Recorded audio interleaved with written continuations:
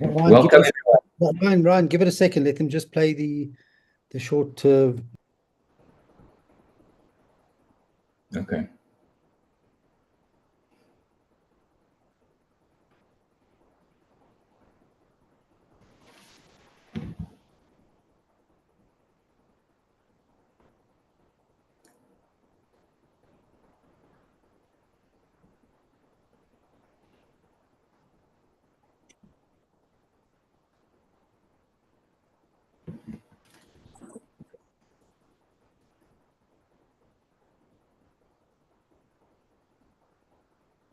I think Ryan just start.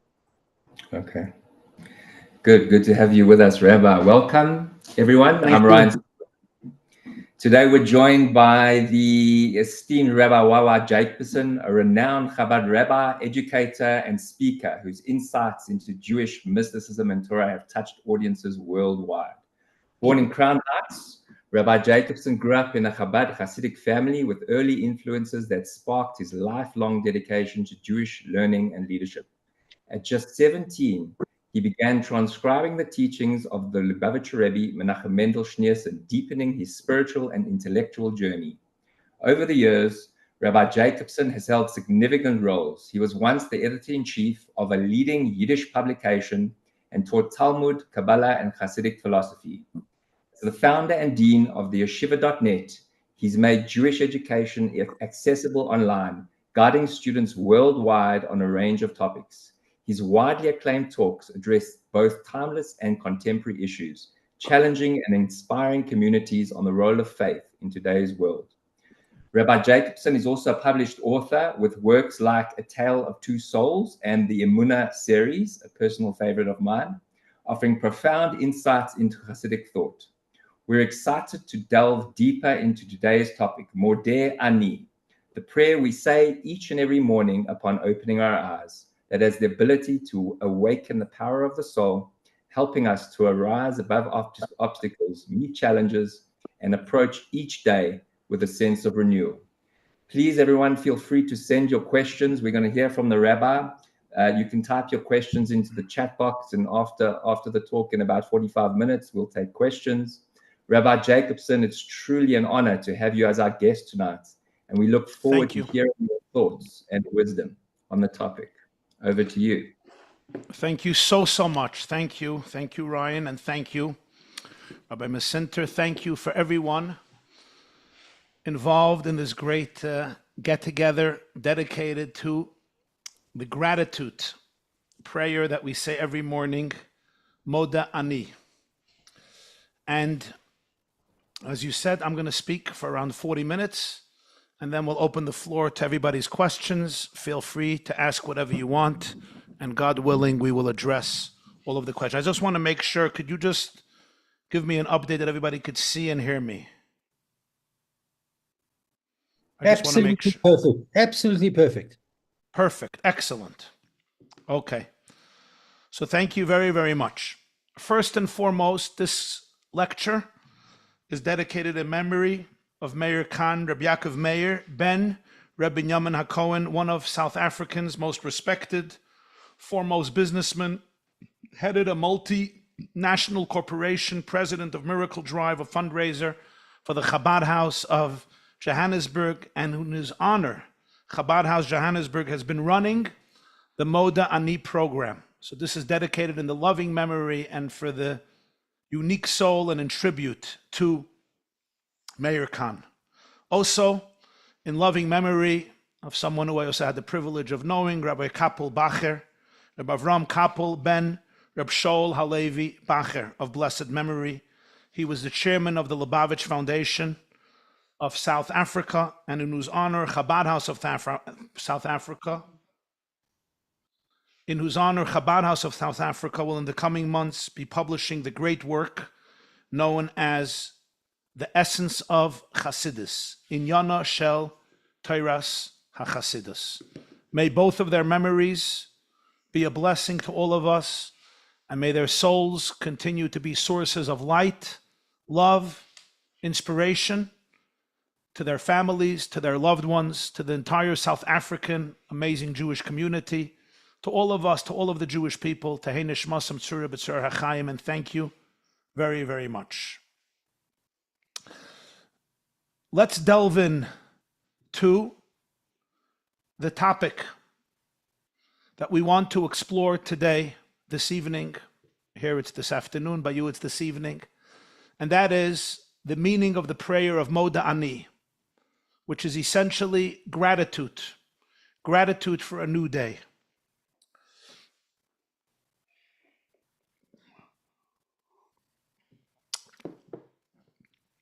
It's today, in today's era, that we can truly appreciate the wisdom of our sages, who told us that the first thing when you wake up in the morning, offer gratitude. And the way we do it in the Jewish tradition is, you open your eyes. Before you went to the bathroom, before you brushed your teeth, before you showered, before you attended your needs, before you made your bed, before you even washed your hands, washed your face, got rid of all the things you want to get rid of in your eyes after you wake up. I'm still in bed. I didn't even get out of bed. And the biggest miracle, before you check your phone, before you check the news, before you send a WhatsApp or listen to a WhatsApp. In the Jewish tradition, we open our eyes. We just experienced the first glimmer of consciousness. And you know how a barrage of thoughts, hits you. Or could hit you. And before anything, we give a special gift. And it's a gift of gratitude. It's a gratitude prayer. And it consists of 12 words in Hebrew. Moda ani lefanecha, melech chai v'kayam, shechazarta bi nishmati, b'chem l'raba emunatecha. Translation: I express gratitude to you, the eternal and living King, for restoring and returning my soul to me with compassion. Great is your trust. Great is your faithfulness. What's the purpose of this? Why do it the first thing when you wake up? Go to the bathroom, take a shower, brush your teeth, get dressed, look like a mensch, put on your suit, put on your tie, and then you'll go prayers. You'll say, thank God for your soul. No. This is in bed before anything.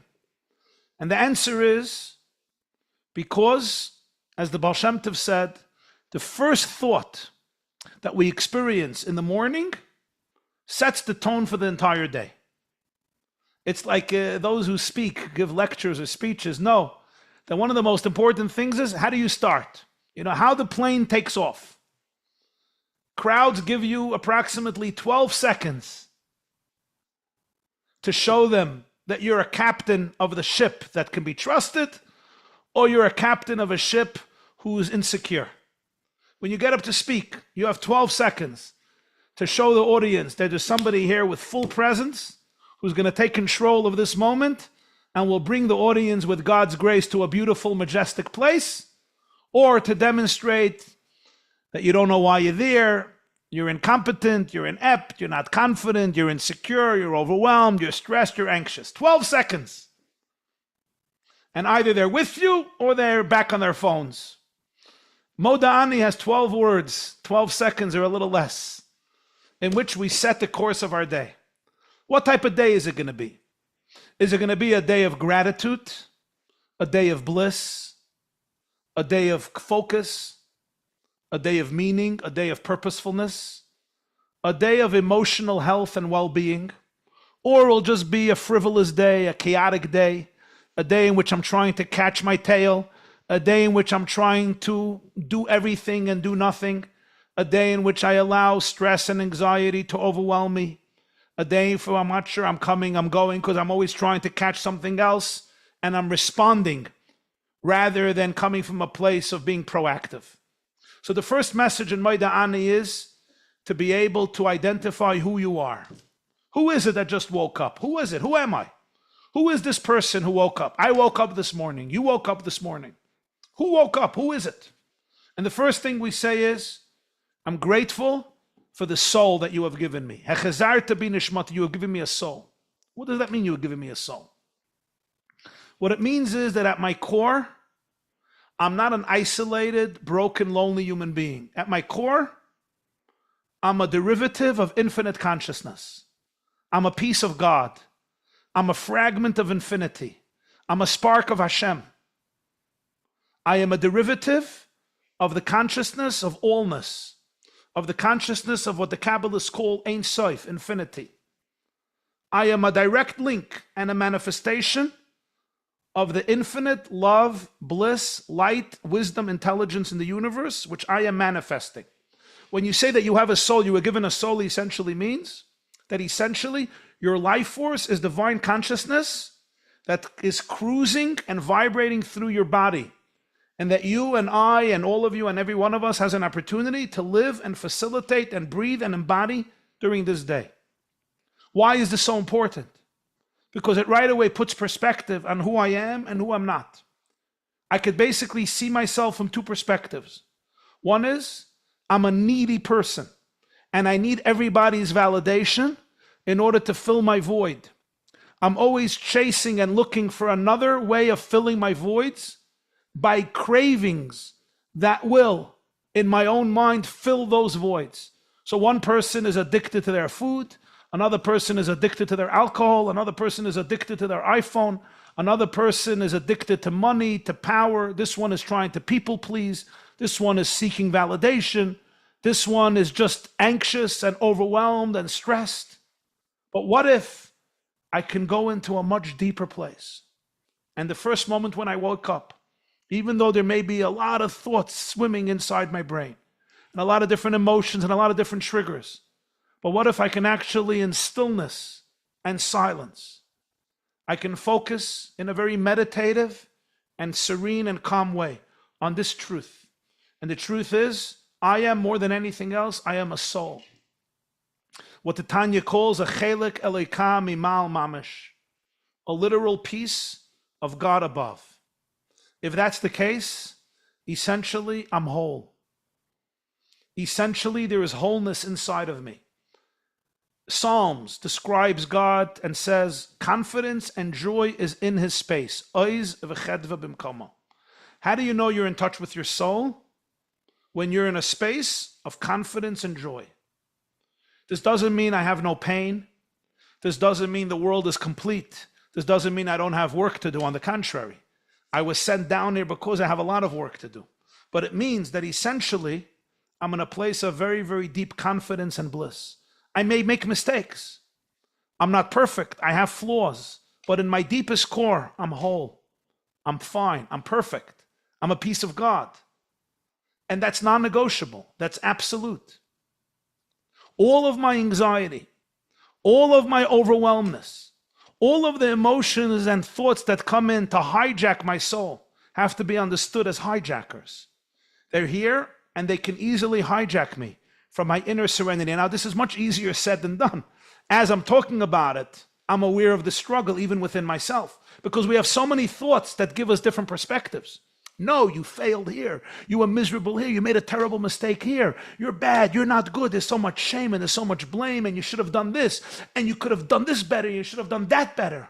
And it's remorse mixed in with guilt and self-loathing and lack of self-respect and lack of self-love and internal negative emotions, whether it's resentment or anger or frustration or jealousy or animosity or just terrible fear and dread and being overwhelmed and just always anxious. So these are natural thoughts that we all deal with.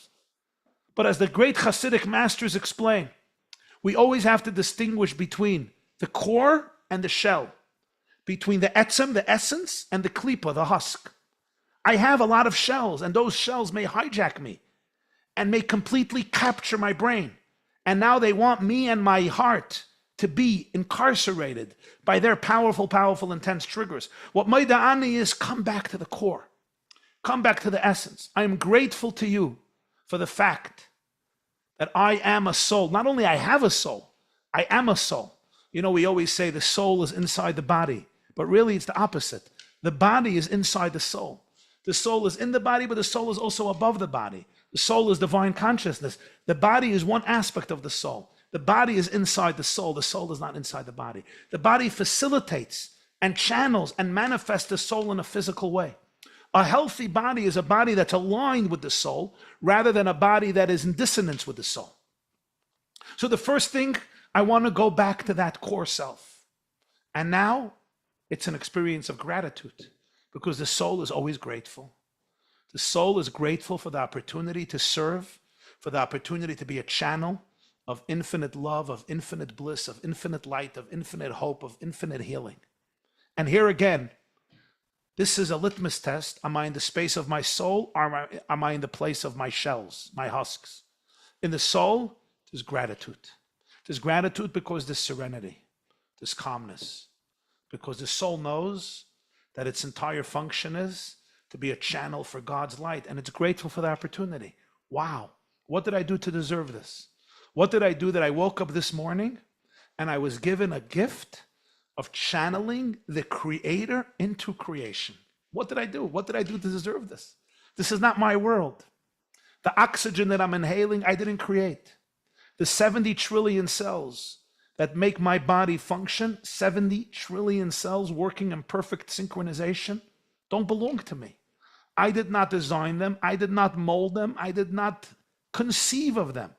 In fact, the structure and intricacy of a single cell in your organism is more complex, more intricate, designed in a more purposeful way than the entire infrastructure of Johannesburg, Melbourne, Sydney, Moscow, Tel Aviv, London, Paris, New York, and Los Angeles put together.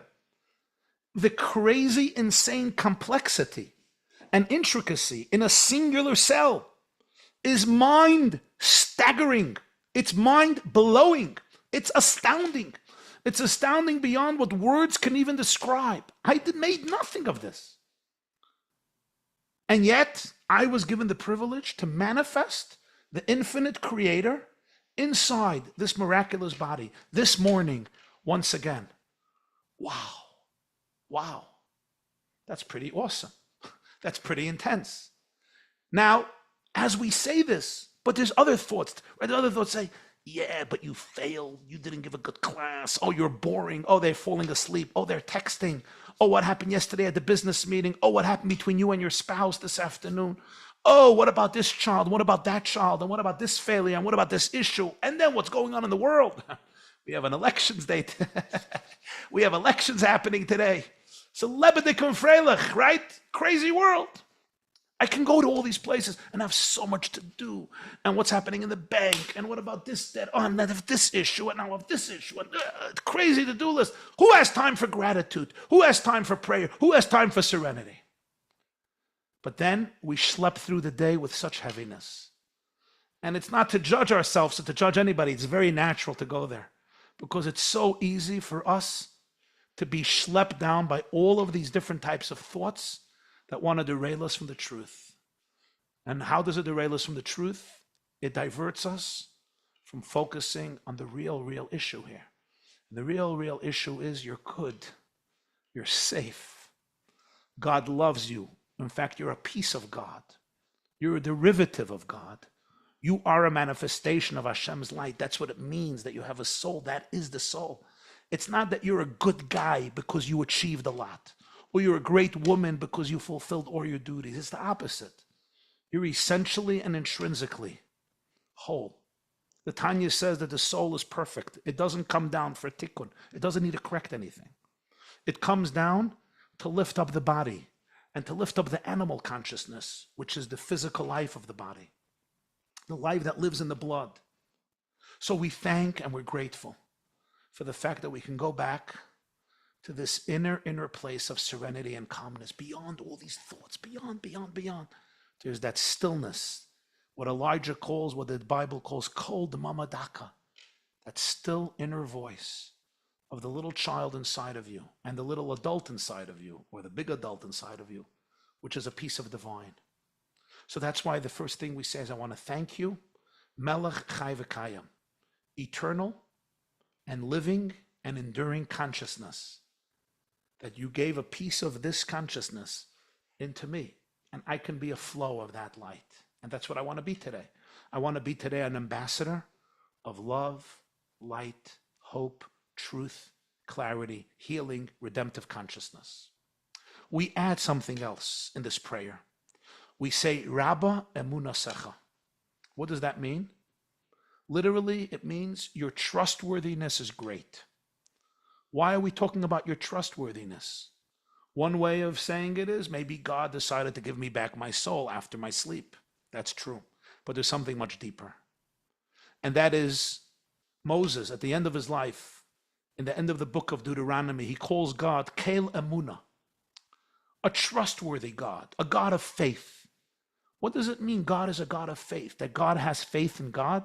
I assume that God believes in God. If he's God, he probably believes in God. I don't think God is an atheist or an agnostic. What does Moses mean when he uses those words in the Parsha of Ha'azinu, the end of Deuteronomy, right before his passing, the last day of his life? God is a God of faith. God is a God of emunah.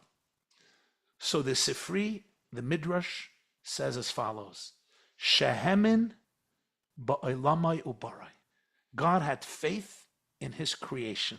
He had faith in his world. He created it. That's the idea in Moda'ani, Rabba Emunasecha. Great is your faith. In whom? In me. Great is your trust in me.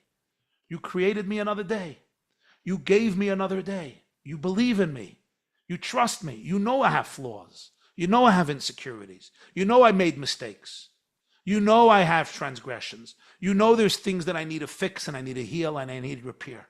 But beyond all of that, Emunah, you have faith in me. You have trust in me. You say, come, let's start over again. I want to share something with you that I heard myself from the Lubavitcher Rebbe. This was in the summer of 1990. And he asked a question.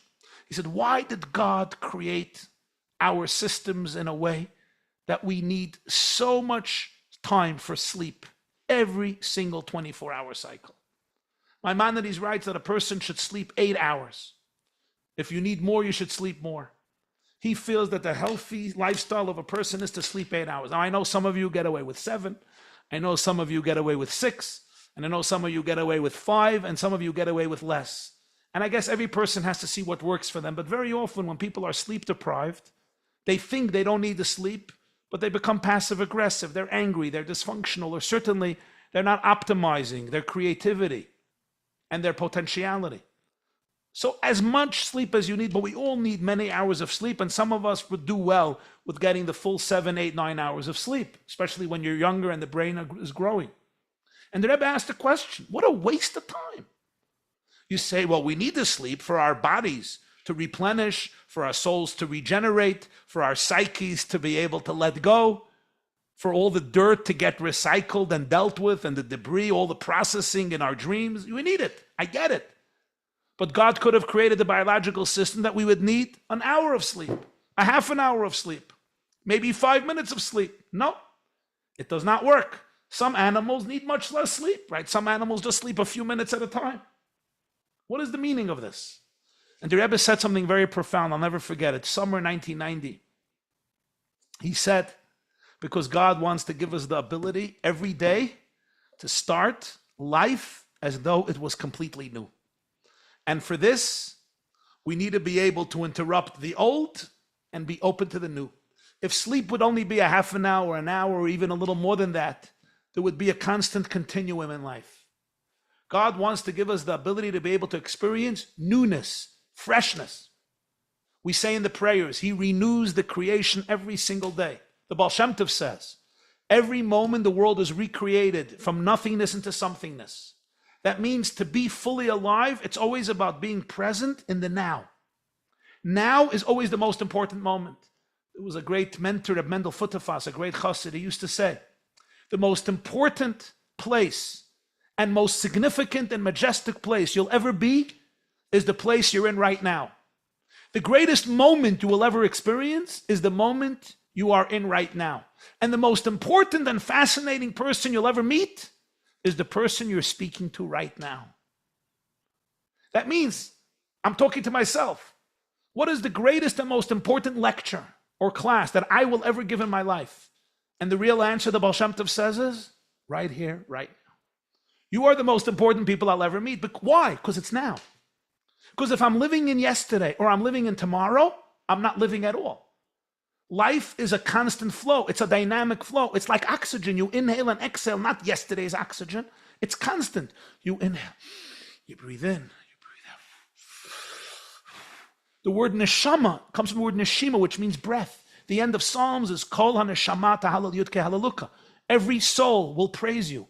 So the Midrash says, kol neshama, kol neshima, neshima. Every breath is another way of expressing gratitude. In other words, what is really life? What is life?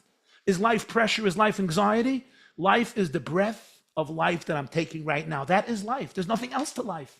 Everything else is my thoughts, my imaginations, my worries, my anxieties, my projections, what I impose on you, what I impose on me, what I impose on him, what I impose on her. But it's a distraction of life. Life, the Baal Shem Tov says, is being created right now. God is giving the flow of life right now. So it's always in the now that I'm alive.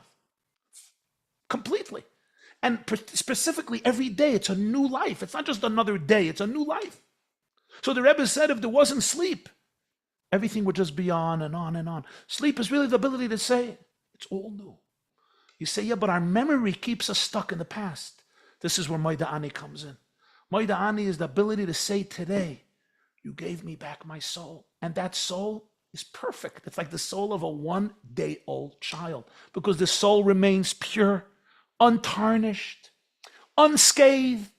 The soul is not filthy, even if you went through difficulties and challenges. Even if, God forbid, you went through abuse, even if you experienced emotional neglect, even if you grew up in a dysfunctional home, your father was a raging alcoholic, your mother was mentally challenged, or other types of struggles that you endured, and you know, and heaven knows how much you struggled and how much you may be suffering. And even if you had wounds and deep, deep traumas, that have left their scars embedded on your body, on your psyche, on your brain, on your heart, on your soul. The truth is that just like nobody can abuse God, nobody can obliterate God, nobody can destroy God, nobody could contaminate God, nobody can cause God to go into a depression, nobody can do that to your soul. They can try to, and for many years I may live in that shell. I could live in a bubble of crazy self-shame and crazy self-blame, but that's a cover-up of my soul. So every day I wake up in the morning, and with all my energy, I reclaim that truth of my inner purity that needs nobody's validation. And even if I made many mistakes and I'm not perfect, I'm good, I'm fine, I'm pure, I'm whole, I'm a piece of God. And now I want to show up to life from that internal space. And that's the idea of why there is a new morning. A little story. My father was a journalist, and in 1971, he visited the former Soviet Union. It was then illegal for anybody to go in and come out. You had to get special permission and have protection to get in, and he went in as a journalist. So he was allowed to visit as an American journalist. The Lubavitcher Rebbe had an underground network in the Soviet Union connecting to all of his disciples, students, Hasidim who lived there, and the underground operations of Jewish schools, synagogues, social programs, mikvahs, daycares, yeshivas, ritual slaughterers, mayalim to make circumcisions, prayer books, learning Torah, all underground. Everything was illegal. You're talking about the dark communist years. So it was all underground. It was clandestine. It was secretive. And the Rebbe had a whole very impressive and intricate, literally underground network with thousands of Jews living behind the Iron Curtain. So before my father left, he was 4 hours by the Rebbe, who gave him a lot of missions of where to go, what to do, what to deliver, what to say, messages to give over, etc.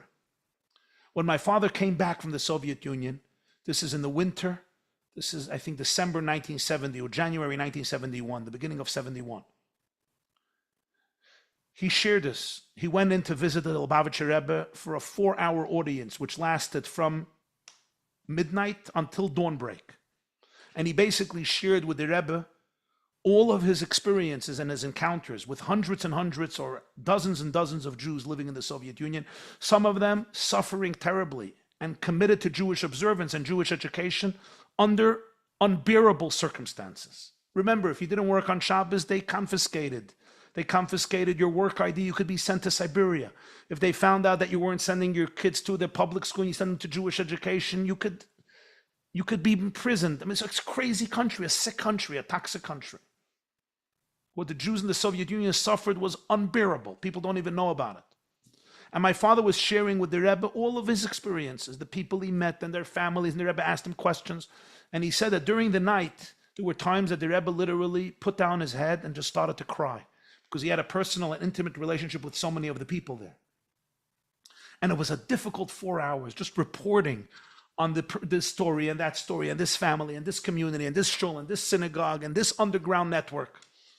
And then he says it was time to leave. He finished his report and he walked out from the Rebbe's room. This is on Eastern Parkway in Brooklyn. And as he's walking out, he's about to leave the room. He hears the Rebbe speaking to himself.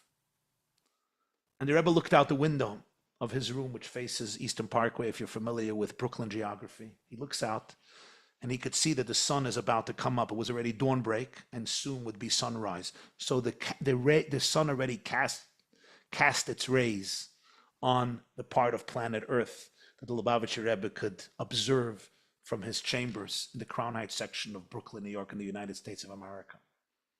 And speaking half to himself, and I guess half to my father, because my father was already leaving, the Rebbe picks up his hands and he says in Yiddish, a nayer tag. It's a new day. My father walked out of the room. And it was such a powerful lesson, because here the Rebbe lived through a night of challenge, of pain, of suffering, of anguish. He heard the stories of countless Jews suffering under the burden and the tyranny of Stalin, Lenin, and Trotsky's regime. He heard the episodes, he heard the tales of anguish. He heard the tales of deep, deep suffering. And it was a long night, an exhausting night. Not only did he not sleep at the night, but it was a night of hearing how much his people are going through. And yet, God sent new rays. The sun was beginning to rise. And just in a natural, instinctive expression of Modani, the Rebbe says, Anayatag, it's a new day. A new day meant there's new hope. There's new possibilities. There's new opportunities. There's a new energy. Carpe diem, seize the day. This requires a lot of letting go. Because if I'm stuck in old patterns, in old voices, in old triggers, it's not a new day. It's SOS. Same old spaghetti or same old sushi. It's the same SOD, same old day. Yesterday, repeating itself again and again and again. Moidani is the gift of Sanayatag. It's a new day. And here we come to a very powerful insight in this unique essay that was published back in 1970 called On the Essence of Hasidus. On the 19th of Kislev, 1965, the 19th of Kislev is the day that the Alter Rebbe, the founder of Chabad, was liberated, and the Rebbe held his Fabreng in his gathering. And he dedicated a major talk to explain what was the contribution of Hasidism. The Baal Shem Tov, the founder of the Hasidic movement, who was born in 1698, died in 1760. He revealed to the world the teachings of Hasidut, as they're called. His student, the Maggid of Mezrich, who died in 1772, succeeded the Baal Shem Tov. And then you had the Hasidic dynasties and branches that branched out from the Maggid of Mezrich throughout all the generations until this very generation. One of them was, of course, the Alter Rebbe, Rabbi Shneir Zalman of Liadi, who founded the Chabad school of Hasidism. And the seventh generation was the Lubavitcher Rebbe, who in 1965 dedicated a talk on the day of liberation of the Alter Rebbe. What is this Hasidus? What is it just some cute, nice, inspirational insights? And he explained then, to say it really in one sentence, that there's 5 layers to the soul and there's 5 layers to Torah. Consciousness has 5 layers: nefesh, ruach, neshama, chaya, yechida. There's the most basic level of consciousness, which is physical consciousness, the life of the body, the nervous system, the 9 systems of biology, whether the urinary system, the respiratory system, the digestive systems, the circulatory system, etc., etc. There's ruach. Ruach is the emotive consciousness, the emotions, connected to the limbic brain. The first one is connected to the amygdala. You have neshama connected to the prefrontal cortex, the cognitive consciousness. You have Chaya, which is the spiritual consciousness, the curiosity of the human being to spiritual truth, the yearning and the longing for spirituality. And then you have the deepest, the fifth level called Yechida. Yechida means oneness, because it is one with God, because it is God. It's undefined. You can't define God, you can't define that. It's at the core of the soul where you're completely, completely one with God. That's why Yom Kippur we have 5 prayers, because each day we try to reach one level of consciousness. Yom Kippur we reach all 5 in a very conscious way. The 5th one, the Yechida. Torah also has 5 layers: Pshat, Remez, Drush, Sod, Chasidus. Pshat is the most basic level of Torah study, the literal interpretation, which is always the foundation. And then you have what's called Remez, Drush, Sod. Remez are homiletical interpretations. Drush are all of the profound, intricate expandings of the sages, the work of the Talmud and the work of the Midrash, both in the terms of halacha, of Jewish law, and the stories and the ethics. And then you have Sod, Kabbalah, the esoteric dimension. And they correspond to the different levels of the soul. And then there's the contribution of Hasidus, which wants to come to the essence. And the essence always doesn't create something new. It just reveals what is the essence of everything. And the essence of everything is that you're really a channel of infinity. And when you let go, you are infinity. And then the Rebbe said he wants to take one subject in Judaism and demonstrate the process. And he chose Moda Ani. And he explained Moda Ani on 4 different levels, the 4 different levels of Torah study. And then the 5th level, Yechida. And I'm going to go straight to the 5th. And he said, this is a great teaching of the Hasidic masters. And he said, it's the only prayer we say with unclean hands. We always, before we pray, we wash our hands. It's called Negelvas and Netilat Yadayim. The first thing you do in the morning is you wash your hands, because the hands are impure. It was a whole night. I don't know what I touched, where I touched. The hands could be physically dirty and sometimes spiritually unclean. And there's a spirit of impurity that comes down when I'm asleep. So you wash your hands. Always, in the morning, we wash our hands. And there's a special blessing, Al Netilat Yadayim. And this is the prayer we say before we wash our hands. And by the way, that's why we don't mention God's name, because you don't mention God's name before you wash your hands in the morning. Moda Ani is one prayer that doesn't have God's name. That's on one level. But then the Rebbe said, let me share the deepest Hasidic interpretation. And that is, Moda Ani you could say before your hands have been cleaned, because you're touching a place in you that could never be unclean. You're touching a place in you that can't be contaminated. So many different parts of me can be contaminated. They can become burdened with different types of emotional and psychological burdens. But the Moda Ani of a Jew could never become impure. The Moda Ani of a Jew, the core purity of your soul, remains full of life and bliss and vitality and clarity and wisdom and empowerment. It could never become tainted. And therefore you could say it when your hands are impure, because on that level there's no impurity. No impurity can touch this space. And by the way, that's why we don't mention God's name, because this is beyond names. This is God's essence beyond names. Now think about what this message is telling us. Moda Ani is coming and touching that place that can't become impure. Wow, there's a part of me that can't become impure. Rabbi, why? Are you real? I mean, come on. I know me. I'm a mess. I have anxiety. I made mistakes. I did this. I can prove to you that so much of me is contaminated. But the truth is, there's a part of you that could never be contaminated. And therefore you could say it when your hands are impure, because that level can't be impure. I don't care if you were sleeping. I don't care if you were up. I don't care where you were. That space was present in all your pain, but it cannot be contaminated ever. And that's what you're connecting to from the place of Moda Ani. And this is so true in all of our relationships, because when we approach life from this place, let's talk for a moment about marriage. If you could connect to your spouse from the space in you that is not damaged, what type of relationship is it going to be? You know, so often when we're talking to our spouses, they trigger us, because they trigger our wounds. My wife may say something to me and it may trigger my insecurity. And now either I find myself in a space of flight or fight or freeze or fawn. Why am I responding this way? Why do I have to be aggressive? Why do I have to emotionally disassociate and disconnect? Why do I need a stonewall? Why do I need to gaslight? Why do I need to become a people's pleaser? Why do I need to run away from the situation? Why? And the answer is, it's too painful. I'm wounded. And this is my way of surviving. But what if you could remain in the relationship connected to the space in you that's not contaminated, that can't be contaminated, the space that no contamination in the world, psychological, emotional, spiritual, physical, can affect?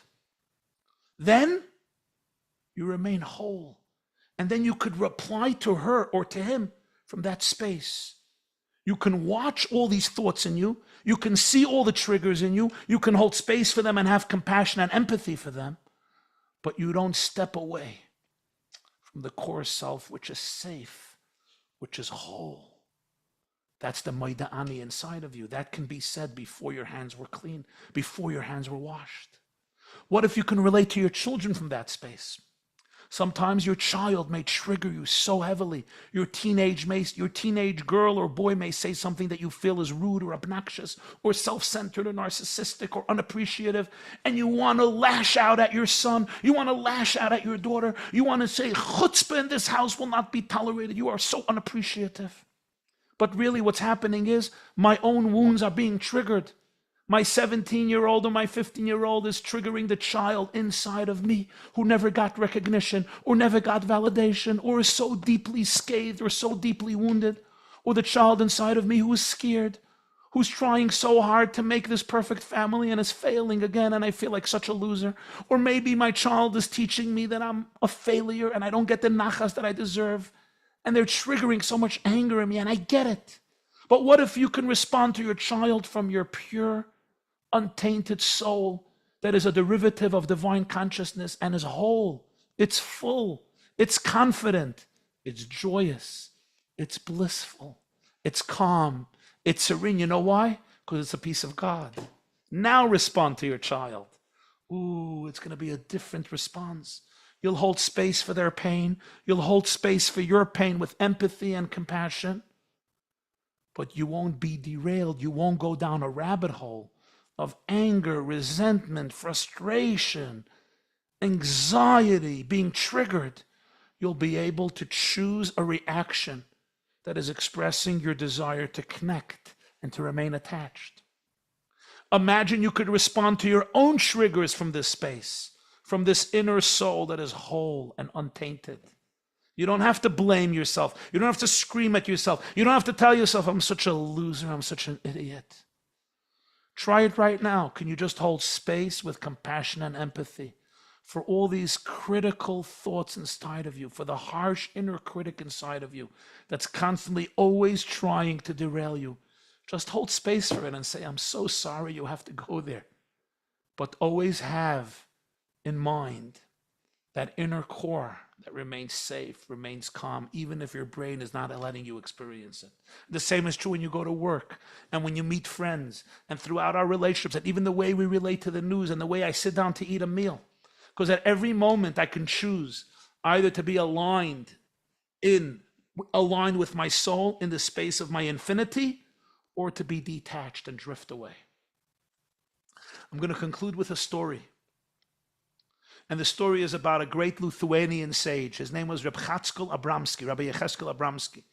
And now, as you know, much of the South African community was built from Lithuanian Jews. Jews from Lita, from the Lithuania that moved to South Africa. And that's why some of the great Lithuanian sages used to come to South Africa, like the Panovich Rav Kahneman, who came very often, I think, to South Africa because so many of his people back in Lithuania, even those he married who moved here, etc., and he raised money for his yeshiva and his institutions in Israel. But South Africa and Lithuania had a very deep kinship, probably still do, even though it's new generations. So one of the great sages of Lithuanian Jewry, his name was Rabbi Yecheskel Abramsky. He was the rabbi of Slutsk, and he was exiled to Siberia by the communists. Ultimately, he made it out. He moved to London, and then he moved to Israel.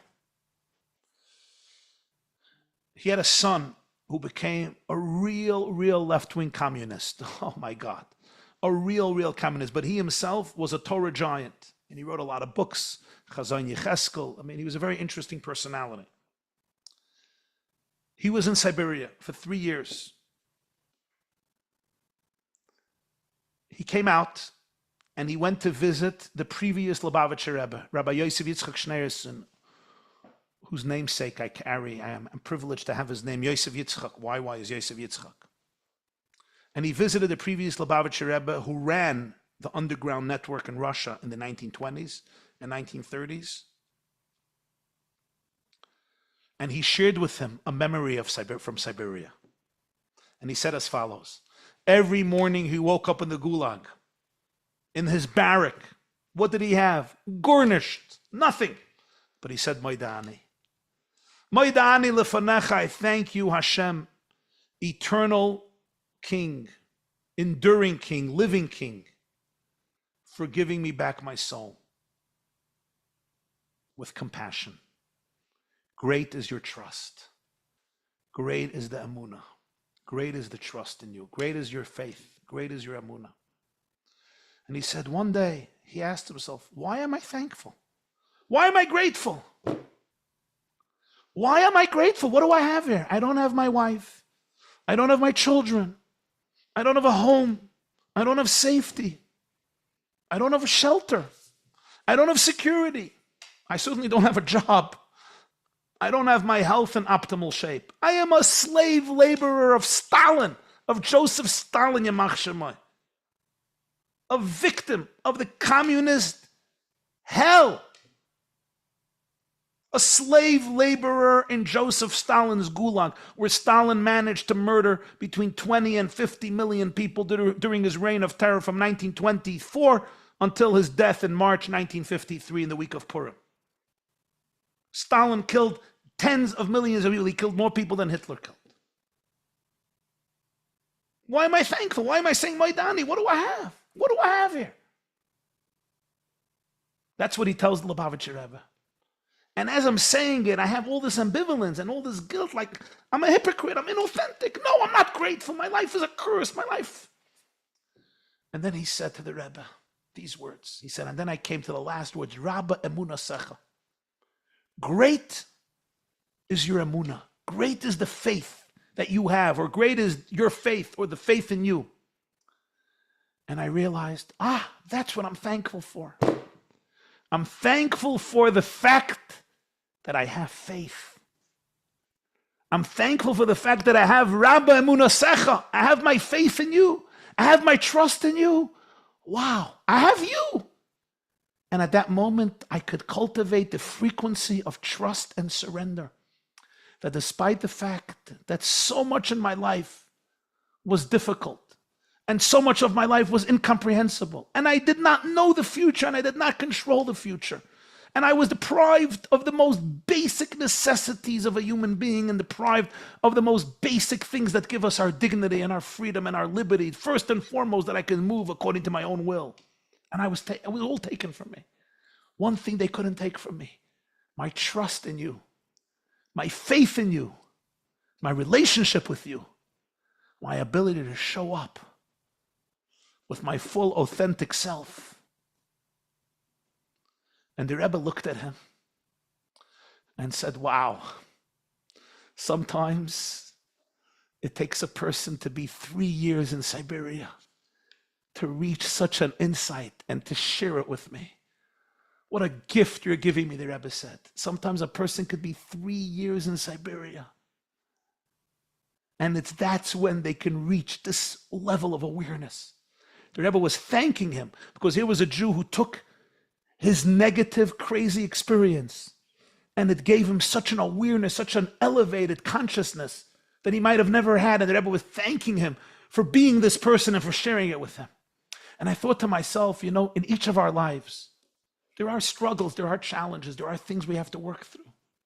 And sometimes the greatest thing we can be grateful for is Rabba Emunah Secha. The fact that I could show up once again with faith, with courage, with resolve, with confidence, saying, I'm going to be your channel in this world. The ability to open myself up to my vulnerability, to my trust, to my surrender. Not because I understand, I don't understand. Not because I could control, I can't control.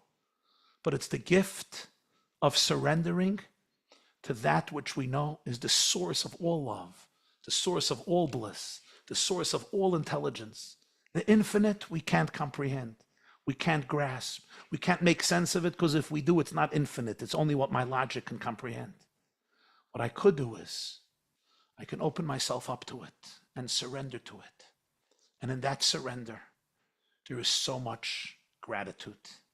And yes, there is so much bliss. Thank you very much. Wow, Rabbi, that was absolutely profound. You know, in Johannesburg, in our community, we recently had the privilege of hearing 2 hostages speak. And your last thoughts now, the resounding takeout was their ability for gratitude, even in the worst, most despicable hell on earth. So that really, really resonates. I think I speak for everyone. I know we don't have much time, so I'm gonna invite if the audience have any questions, please post them in the Q&A. We might have a minute or two to take them. But after hearing you speak, I really feel a true sense of calmness. So many insights, so many messages, and like the title of the talk, I honestly feel awake. So the first question is, you know, you mentioned we all live with anxieties, we live with challenges, we live with obstacles, people pulling us in different directions. Can I only say Modéani in the morning? I mean, I feel like after hearing all, you know, the formula for connecting and feeling at one with Hashem, the power of the prayer Modéani, can I say it at any point? Or does it? Great question. Why only say it in the morning when we have these challenges throughout the day? And that's exactly the point. The statement of Modéani is not meant just for the morning. It's meant as a tone setter to define the trajectory. It's like knowing the direction. In many ways, you know, if you're getting into your car and you're taking a long trip, I don't know, you're going to Kruger National Park or you're taking another trip, maybe it's a 4-hour trip, a 6-hour trip, you're driving to Cape Town, whatever it is, and you put in the directions and they say, okay, this is the road, and they show you the destination and say, you'll be there in 4 hours and 59 minutes. So you don't shut off the map then. You don't say, okay, we know where we're going. No, you set it, but now you follow it. Modéani is the trendsetter. It's creating the trajectory. It's saying where I want to go today. Today, I am going to be, and I want to be an ambassador of love, light, hope, healing, redemptive consciousness. Today, I want to be a channel. Today, I don't need to be in my ego place. I don't need to be in my insecurity place. I don't need to be in my narcissistic place. Today, I'm going to be open just to be a channel. So now you set your destination. But now, there's the way to get there, right? Take a right, take a left, go straight. Avoid that road. There's a lot of traffic. Avoid that road. There's a ditch. So Modéani is really setting the trajectory, but it's really a whole day experience. A whole day I want to channel the Modéani. I want to always go back to that Modéani and saying, is this taking me to my destination? Did I just get distracted? Maybe I sat down by breakfast and I maybe got overwhelmed by this Danish. You know, that's what happens to me. I got overwhelmed by this cheesecake and I forgot who I am. You know, I just fell into this trap. Maybe I went into a business meeting and I just got so triggered by my partner or by my competitor, I just lost it. I lost it, you know. Maybe I went to the bank and I got overwhelmed. Maybe I got a call from the principal's office and I'm now anxious. You know, maybe I got a call from somebody else, my relative or this, and I'm again anxious. So it's always, you know, going back to the Modéani, which is the trendsetter. It's the trajectory. It's the finding the destination and matching it, you know, synchronizing with it. So yes, absolutely. And if you feel like you want to stay in the middle of the day, that's perfectly fine. There's no problem saying Modéani whenever you want. That's really the objective, to set this tone for the whole day. Fantastic. I think on that point, Hasidus teaches us that every soul has a unique mission. So how can reciting Modéani help with this awareness to connect and fulfill one's individual purpose? Great question. You know, we all have an individual purpose besides our collective purpose. How does Modéani help facilitate that? The answer to that is, how does one know what their individual purpose is? You know, not every one of us gets that message so clearly.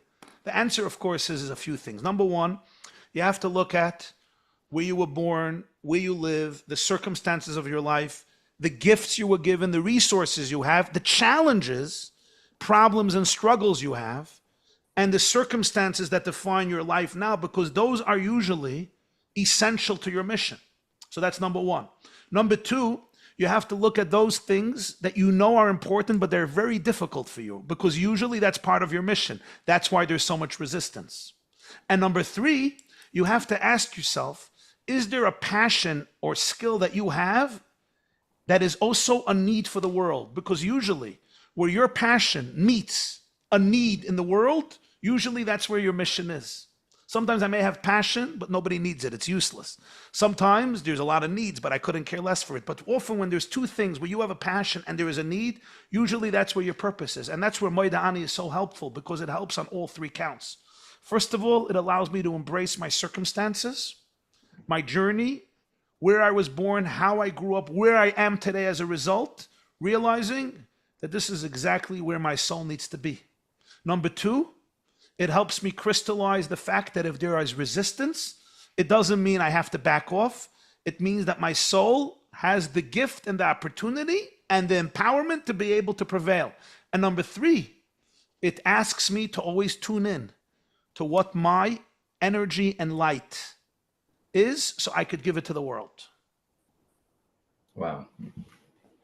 Profound, profound. I think perhaps the last question, and you definitely did touch on it, but I think it's worth clarifying. Is the faithfulness Hashem's faith in us, or our faith in Hashem? Excellent question. Excellent question. When we speak about Rabba Emunatecha, your faith is great. What does it mean? Is it his faith in us? Is it our faith in him? And you guessed it. We're good Jews. We like the cake and we eat it too. It was written in a way to include both interpretations. Great is your faith in me. You gave me another day. You believe in the world. You believe in me. You believe in Rabbi Y. Jacobson, or you believe in you, or you, every person who's here with us. God believes in you because he created you. He conceived you. He conceived your soul, implanted it in your body. Every moment is a miracle. So that's his faith in you, his trust in you, despite the fact that I may have made mistakes and I still have a lot of work on myself. That's number one. Number two, it's the great Rabba Munasecha. Great is the gift of faith that I have in you. And of course, you guessed it, both interpretations really are one. They're deeply connected, because God's faith in us is really our faith in him. Because what does it really mean that God has faith in me? What's the faith that God has in me? The faith that God has in me is God sees in me what I may not see in myself. God sees in me my faith, my beauty, my holiness, my glory. When God looks at me, what does he really see? It's like when you're looking at your little child, what do you see? You see an angel. You see the purity. You see the fortitude. You see the depth. You see the majesty. You see the angelic face. You see their soul shining.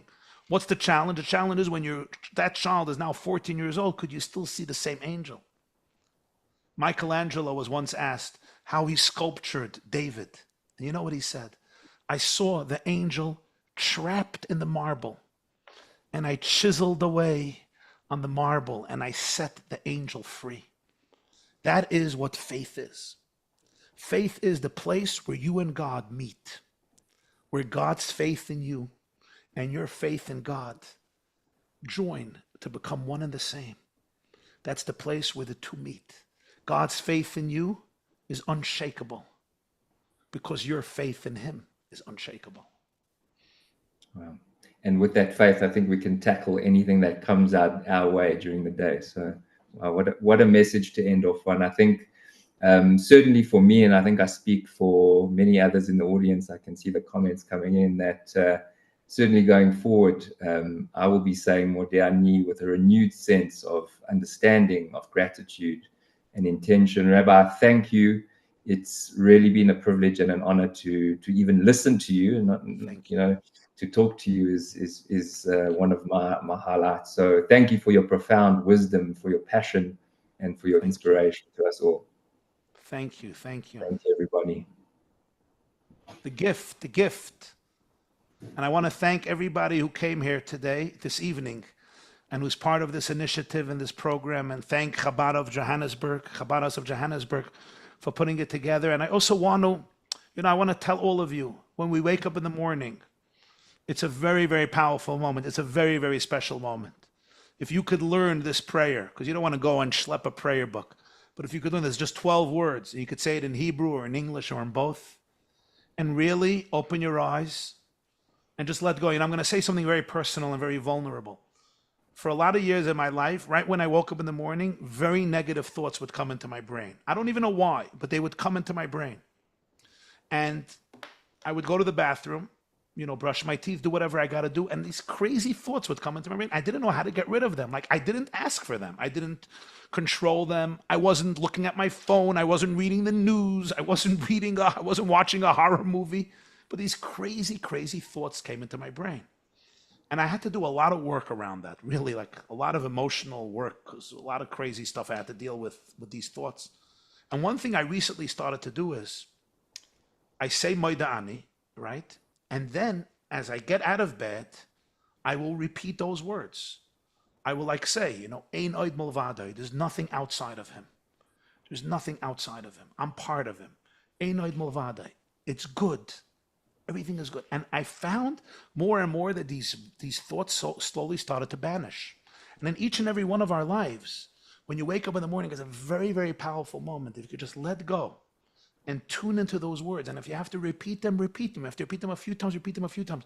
But to say them with presence and intention, you could see how powerful it is that 6, 7, 8 hours later, and you're having a hard day, you're in the office, or whatever you're dealing with, in your house, or in the office, or on a jog, or on a walk, or dealing with some crisis, and it gives you like a reference point and a center point, a paradigm to come back to. Wow. Thank you for sharing that vulnerability, I think. Good night to everybody. God bless you, sending you my love and blessings, and may we all see a new day, a new awakening for us, individually, collectively, for our homeland, for our people. It should be a year and a day of victory and redemption. Amen. Amen. Thank you. Thank you, everyone. Good night. Thank you.